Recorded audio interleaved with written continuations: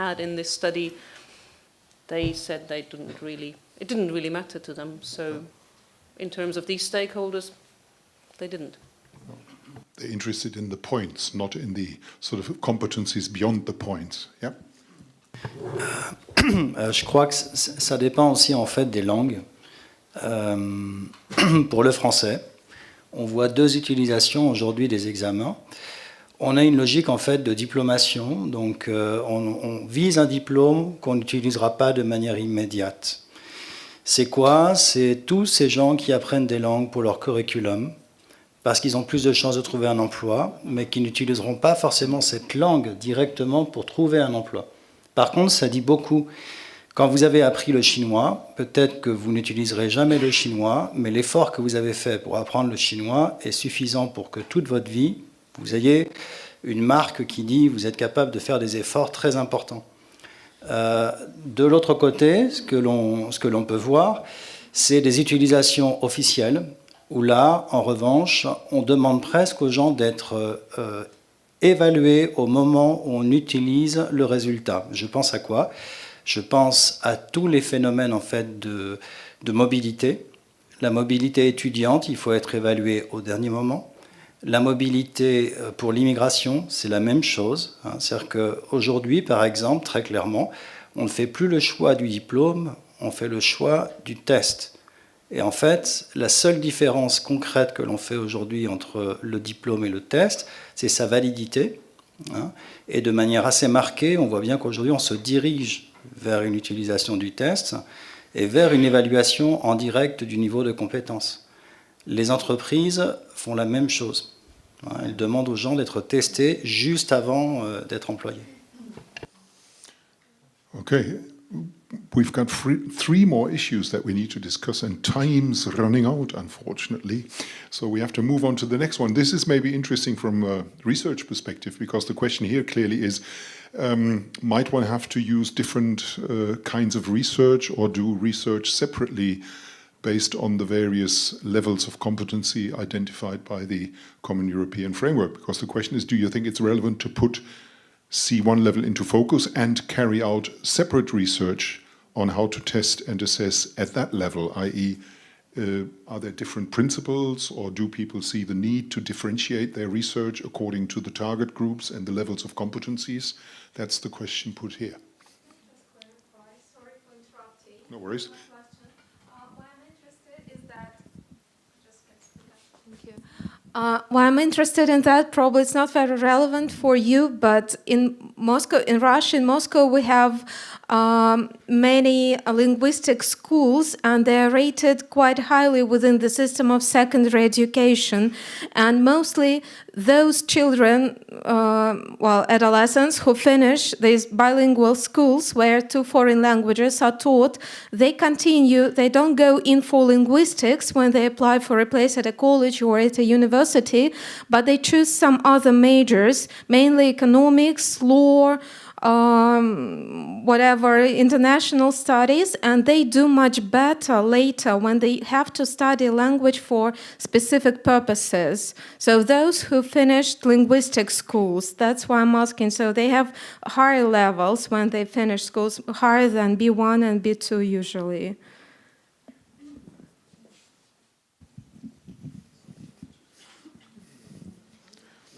I suppose from a research perspective, I think whichever level you research, you apply the same principles and try to identify then the special needs, for example, of particular target groups at particular levels. But I don't think sort of using different parameters, different research strategies when dealing with different language levels might work, particularly when we talk about the comparability and the sort of calibration of testing, I suppose. I think there might be a point in addressing research slightly differently if you focus on primary or secondary education, where there's a direct washback or there's a direct impact into education, not learning or acquisition, but also education. And when you go beyond that, I think that you have a point, Alina, in worrying about, higher levels, because there's very little research at C1, and there's even less research at C2, because C2 is a construct which is still rather shaky in terms of foreign languages. So we might, I mean, in theory, not necessarily, but there might be a point in, addressing research, not from a different perspective, but taking into consideration different aspects. Yeah. Different school levels, for example, different target groups, that's something that needs to be obviously addressed, yeah. I was going to sort of back that up in some way. Obviously, with first language learners, the question of literacy, that is, of being able to read and write well, comes into play. And quite often people who are native speakers actually don't end up writing or speaking in ways which would be suitable for, say, academic purposes. So you begin to overlap with other constructs like academic literacy. And so the C1 is a bit like a cut point where when you go above that, as a non-native speaker, you're entering the territory where the sort of academic skills come in, where the level of reading and writing, for example, becomes parallel to that of a native speaker who would be entering, say, university as undergraduate. I think what we are entering here is the area of mediation, specifically the cognitive mediation as being now introduced as a next skill that we need to look at. I think this is the challenge that we are facing: how to teach, how to learn, and how to assess mediation as introduced through the descriptors, now calibrated, because this is the bridge between however we call languages, whether we call them first, second, foreign, home, heritage, plus. It's all about a cognitive skill to process knowledge through language. And this is how education can be defined. It's education, and this is maybe what we need to tackle as an area that has been largely unexplored, left unexplored. It may so well far. be that parameters have to be added rather than some excluded. Yeah. Linking to what Nick was saying, the impact of CLIL in classrooms, and the current work being done on the languages of schooling. L1, we've got a lot of schools where there's an L1 and an L2 and a foreign language, and there's subjects taught in a foreign language, and if you are not literate in that foreign language, you are going to miss the content. And this is going to affect your cognitive development and your education and your possibility of growing into, going up in the social scale. So there's a lot of implications that, need to be taken into consideration. We did at Duisburg-Essen a study with 1,100 students in CLIL tracks to see whether they actually perform better comparatively when compared with students who go through regular tracks. And that even took into consideration the creaming effect, because obviously kids who go to the bilingual schools are often the top of the cream, so to speak, and we calculated that or factored that into the research, and we discovered that more or less CLIL students on average do actually perform better than kids at regular school, even when you take the creaming effect out of the equation. Just a very short piece of information from Norway, and this is research, Brevik, that young boys or boys are actually better at reading in English than in Norwegian. Whoa. They're reading all. Stereotypically speaking, I could say they're reading all the online instructions when they're playing games, etc., etc. And they are motivated. Final issue. final issue. And this now sort of broadens the scope even further because there are like 2 green cards at the end that address the so-called multilingual turn in applied linguistics and the importance of plurilingual approaches, etc., etc. And that was then boiled down in the second card. What about testing multilingual competence? Can we test more than one language at a time in view of the multilingual turn, so to speak? I put that question to whoever wants to answer that. It's a or question. Address it. Well, it's a question, is it not, of construct definition? And if you can define it, you can test it. Good. And if you can create tasks which operationalize that construct, then you can find ways to see how much progression is being made against it. I would say it's the same as any other challenge. It's a bit of a more complicated, perhaps, because we're not absolutely sure yet what the construct looks like. But I'm prepared to believe it exists. Yeah. In the current competency-oriented curricula in Germany, for example, the skill of mediation is part of the competencies, and that's measured, and that involves at least 2 languages. And often enough with multilingual, multicultural classrooms, it involves more than 2, even 3 or 4 languages. There was one answer there, and then back to the 2 ladies. Back to the experts. Yeah, I wanted to say that in our own national exams, we've introduced mediation since 2003. And it involves the first language, the working language of the people taking the exam, and the other languages in which they're being tested. But it depends again when we talk about testing, whether it's proficiency testing, classroom testing, and what reasons tests are. There are some also in Israel right now. We're working together with regard to Hebrew and Arabic, but both, it depends whether it is the mother tongue plus the foreign language or whether it is 2 or 3 different languages. And I don't know of any testing, at least proficiency testing system that has anything like this. But it should be, that's a different thing than plurilingualism. Within the classroom pedagogy, aiming at plurilingual competence, I wouldn't call it mediation in that sense of cognitive. I think it's a different thing. But aiming towards using all the semiotic resources we have in order to develop plurilingual competence should be our aim. And that I don't mean only verbal semiotic means, but other kinds. Thanks. I would like to insist on my word of caution at the end of my presentation.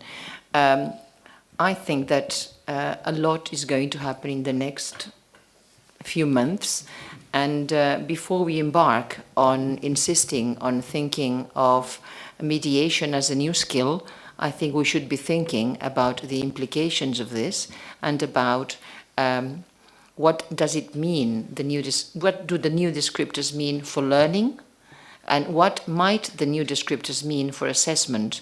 So before embarking, I think that we've got enough in our hands already before we embark rashly into thinking that we need another section in our test on mediation or a specific test on mediation. So let's be more cautious this time. And we were very young when the CFR appeared, and we all were very happy about the vertical dimension. But now let's be cautious. Yeah. Je crois qu'on peut être raisonnablement pessimiste sur le fait qu'on n'arrivera pas à avoir des examens plurilingues, d'accord? C'est que d'abord, quelle langue, quelle combinaison, c'est infini, hein? C'est infini ces combinaisons. En revanche, il y a des choses qui doivent nous intéresser et nous interroger, c'est plutôt l'aptitude en fait à apprendre des langues.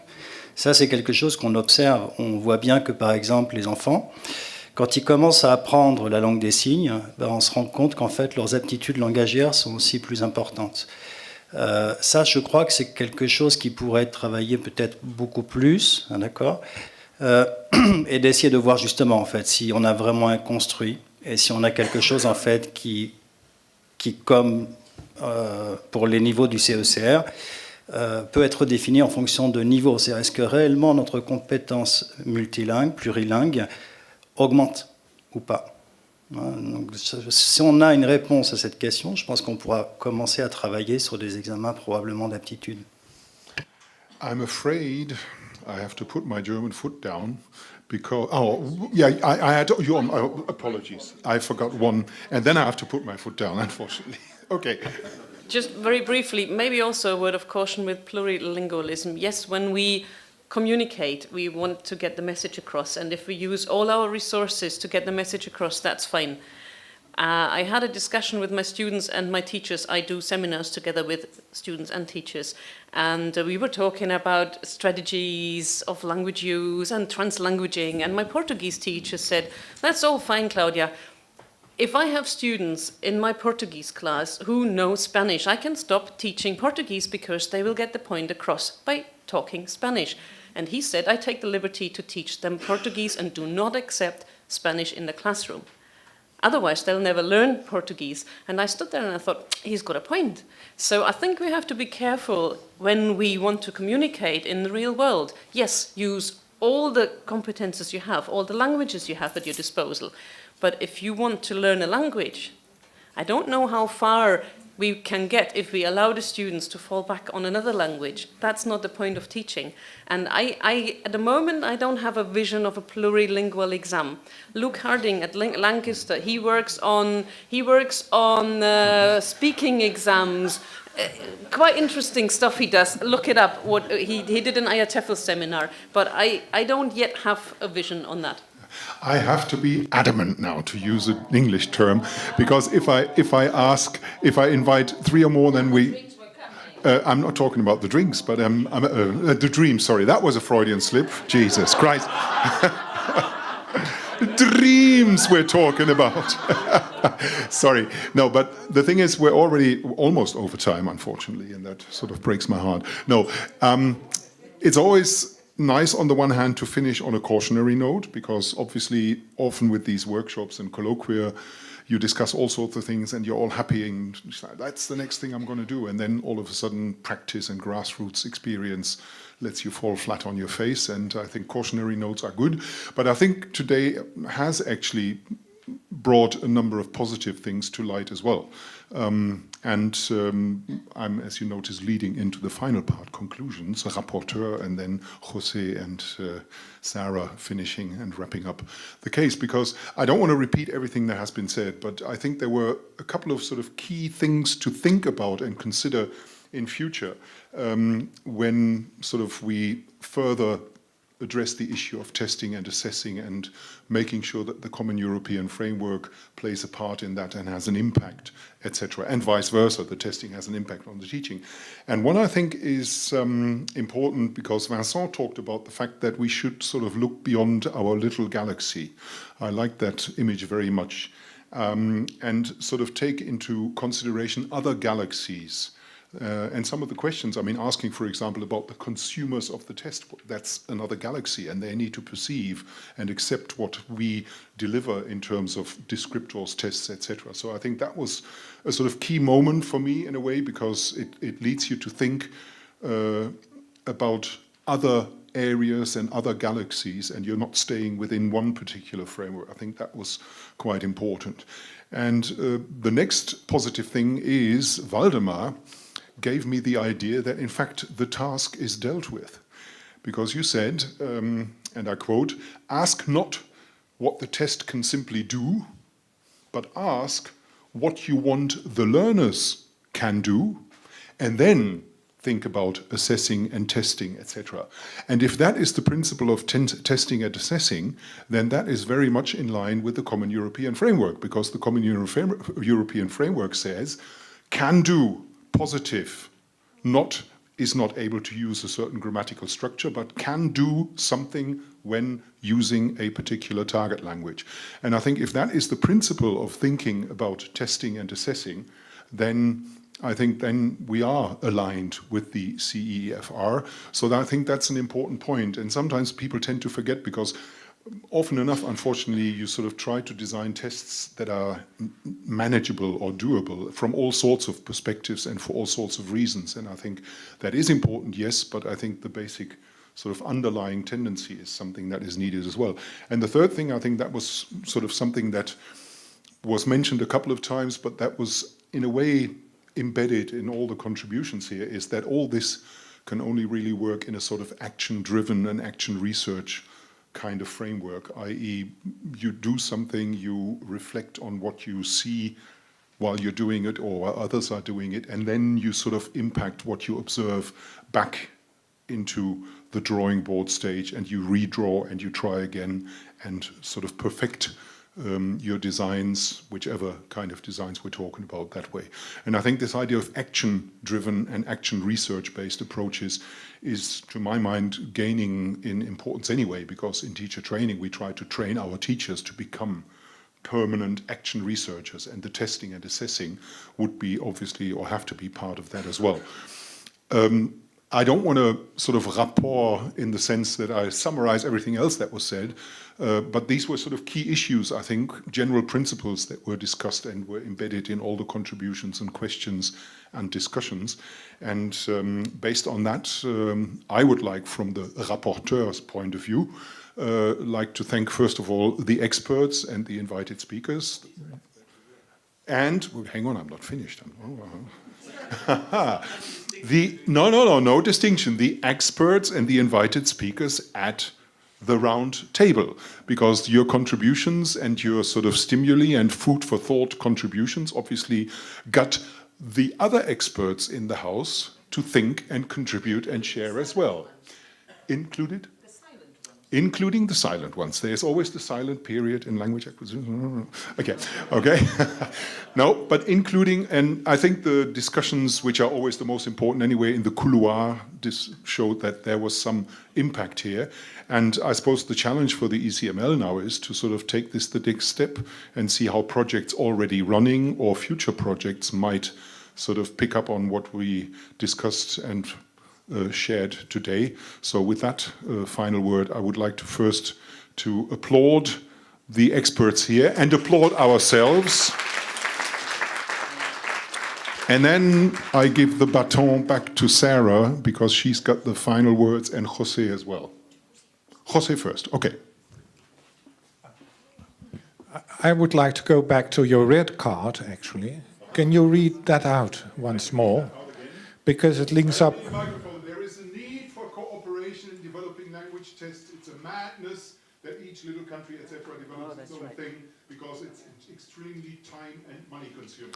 Right, and this links up with all the 3 points you have been saying, and certainly with the first point, this galaxy, each country being its own galaxy. And I would like to refer to the fact that in the Baltic states now, they're going to cooperate, they're going to have relang workshops, and they're inviting the neighboring states to attend. And that links up again with your second point. And they're going to ask each other, why are you doing this? What do you want to see from your test, etc., etc.? And it links up with the action-driven research, where they together work on new tests, if you like. But there is another little bit of hope there as well. I've been hearing a number of times that it would be a very good idea to publish yet another book on this type of case studies that we have been hearing.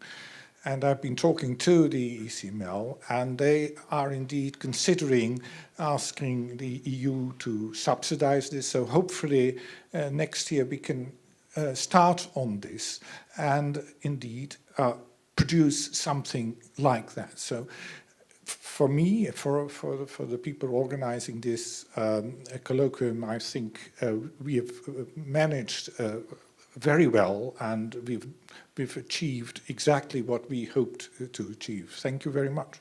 And that's the positive note.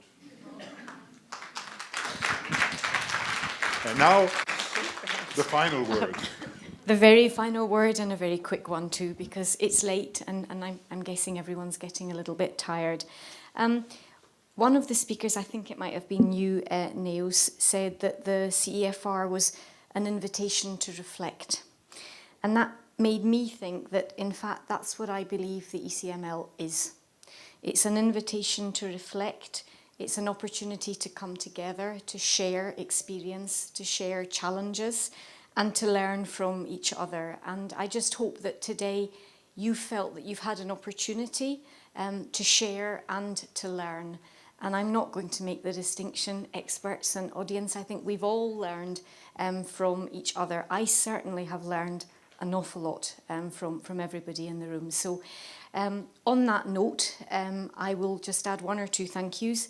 A thank you to the European Union. They're not present in the room, but they have supported us with this event. A thank you to all my colleagues in the centre, because putting on an event like today, it may look smooth and simple, but anyone who's run an event knows there's lots of work behind the scenes, and many of my colleagues have not taken part today, but they've worked very hard to make this happen. So I'd like to say thank you to all of them. I'd also like to say thank you to the Austrian Association of the ECML, who has supported us and who has organised the reception tonight in their discussions with Graz City, who supports the ECML. And I hope that most of you will be able to join us there at 7 o'clock. And last, but by no means least, the interpreters. Oh, interpreter. Georg, thank you. Just a couple of practical things. We will make, if that's all right with the speakers, of course, we will make all of the PowerPoints available. We will also provide everyone with a participant list, including email addresses, unless anyone has any objections. We usually wait until after an event to check that that's okay with everybody. We have plenty of photos from today. As I said to Bernd earlier, I hope there are no photographs of me standing next to Bernd because I only come up to his waist. But apart from that, they will be on our website very soon. And as soon as the recording is made available, we will also let you know so that you can share it with other people. So thank you all once again. It's been a really enriching day. There's probably just about time for a Glühwein before I see you all again over at the town hall at 7 o'clock. Thank you.